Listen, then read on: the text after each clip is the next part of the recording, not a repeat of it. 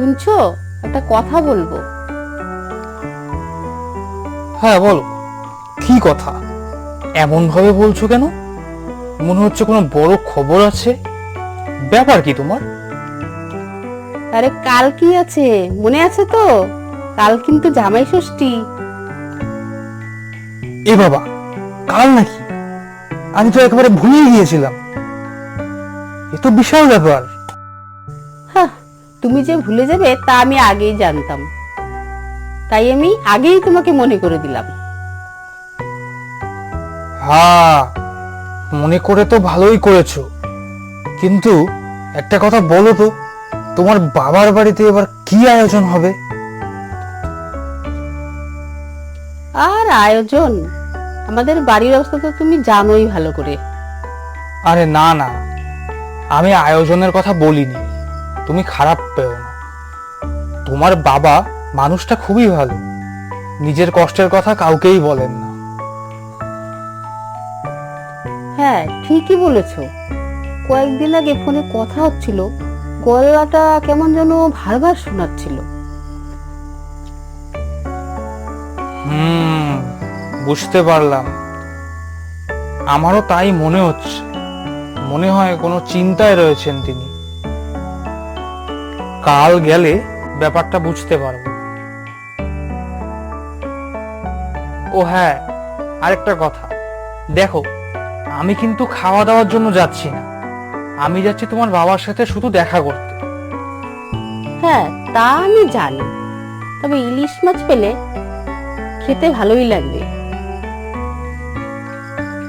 আরে আরে আরে আরে, ইলিশ মাছের নাম নিও না, শুনলেই জিভে জল চলে আসে।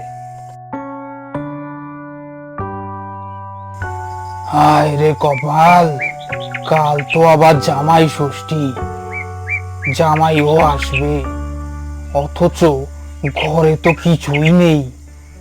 এক মুঠো চাল, একটু ডাল, এভাবে কি জামাইকে খাওয়ানো যায়?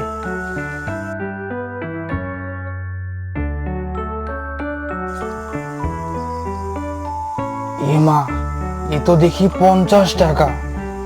এই টাকায় কি বাজার হবে? মিতা মেয়েটা ছোটবেলা থেকে কতই না কষ্ট করেছে, বিয়ের পরও ওর জন্য যদি এইটুকু করতে না পারি, তাহলে আর কি শ্বশুর মশাই হলাম। অন্তত বছরে একদিন জামাইকে ভালো করে খাওয়াতে পারলে তাহলে না শান্তি পেতাম। হায় রে আমার পোড়া কপাল।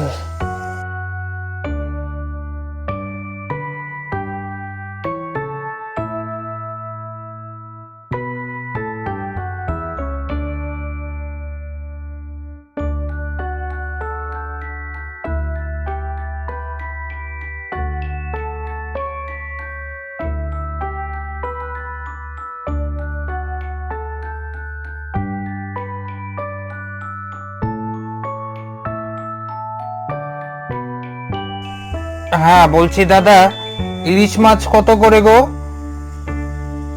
এই যে দেখছেন, এটা 1200 টাকা কেজি পড়বে। হ্যাঁ, বলেন কি, 1200 টাকা কেজি? হ্যাঁ, 1200 টাকাই পড়বে। 1200 টাকায় তো আমি আধা মাস বাজার চালিয়ে দেই। তাহলে ছোট মাছ নিন। এই দাদা, কি বলেন? জামাই ষষ্ঠীতে কি জামাইকে ছোট মাছ খাওয়ানো যায়? বছরে একদিন জামাইকে জামাই আদর করব, ছোট মাছ দিয়ে কি হয় বলেন? আপনি নিন না, একটু কম করে নিন। নেন তাহলে, এই ছোটটা নেন, 500 টাকা নেন। আরে ভাই, ওটাও তো আমার নাগালের বাইরে। ঠিক আছে, আমি দেখছি কি করা যায়।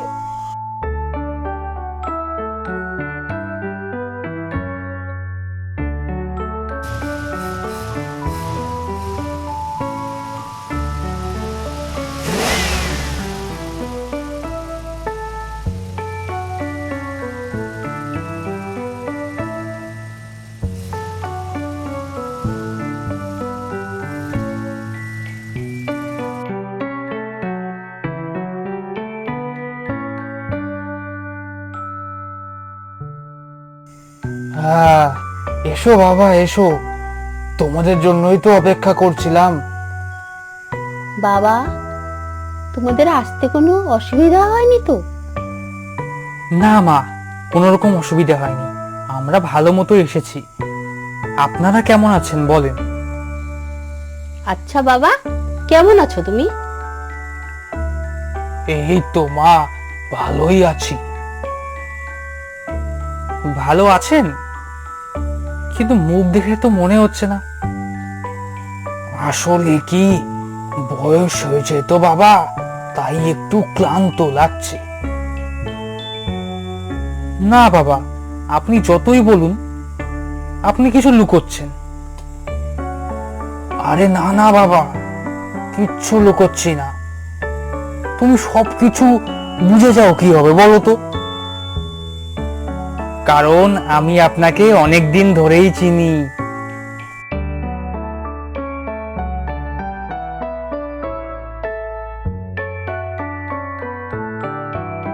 ওহো, কথায় কথায় একটা কথা ভুলেই গেছি। আপনার জন্য তো আমি একটা জিনিস নিয়ে, দাঁড়ান, এই যে সেই জিনিস। আরে তুমি ইলিশ নিয়ে আসছো, আমাকে তো দেখাওনি আগে। আরে বাবা, তুমি এটা আবার কখন কিনলে? কি বলি, এটা আমি কালকেই কিনেছি, কিন্তু কাউকে বলিনি। কিন্তু তুমি চুপি চুপি আমাকে তো বলতে পারতে। হ্যাঁ, বলতে পারতাম, কিন্তু বলিনি। ভাবলাম বললে হয়তো আপনি লজ্জা পাবেন। তাহলে কি তুমি আমার অবস্থার কথা আগে থেকেই বুঝেছিলে? আমি তো বলিনি, মিতা আমাকেও বলিনি, তোমাকেও বলিনি। হ্যাঁ বাবা, আমি শুনেছিলাম। মিতা যখন আপনার সঙ্গে ফোনে কথা বলছিল, তখন আমি আপনার গলাটা চিন্তার ভাব স্পষ্ট বুঝতে পেরেছিলাম। বাবা গোপাল, তুমি যে সত্যি বড় মনের মানুষ, সেটা তুমি আজকে আবার প্রমাণ করে দিলে। আজ তো তোমার কাছে আমি ঋণী হয়ে রইলাম। আরে না বাবা, কি বলেন? আপনি কেন ঋণী থাকবেন? আমি শুধু আমার কর্তব্য করেছি, আর কিচ্ছু না। আজকাল যা শুনি, নিজের ছেলেরাই এত করে না। এই যে বাবা, আপনি কিন্তু আবার আমাকে লজ্জিত করছেন। কারণ আজ আমি সত্যিই ভিতর থেকে গর্বিত। ঠিক আছে, অনেক হয়েছে মন খারাপ, আর মন খারাপ করতে হবে না। যা তো মিতা মা, ভালো করে ইলিশ মাছটা রান্না করে নিয়ে আয় তো।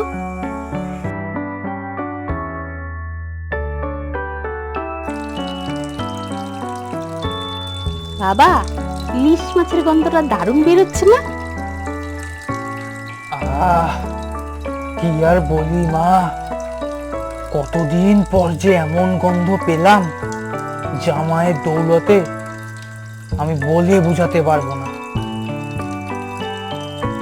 তাহলে বাবা, আজ কিন্তু বেশি ভাত খেতে হবে। আজ আর বয়সের দোহাই দিলে চলবে না।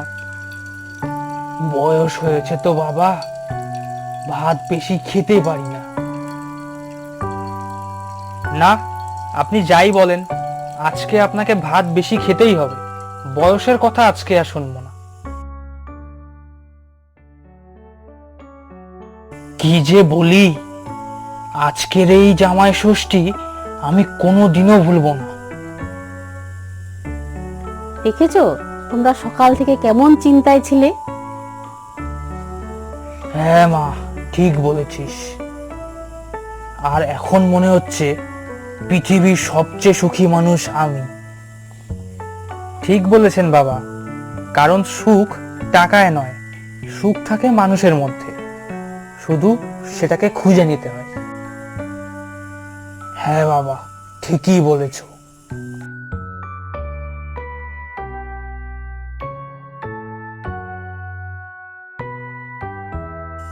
বাবা গোপাল, তোমাকে একটা কথা বলবো।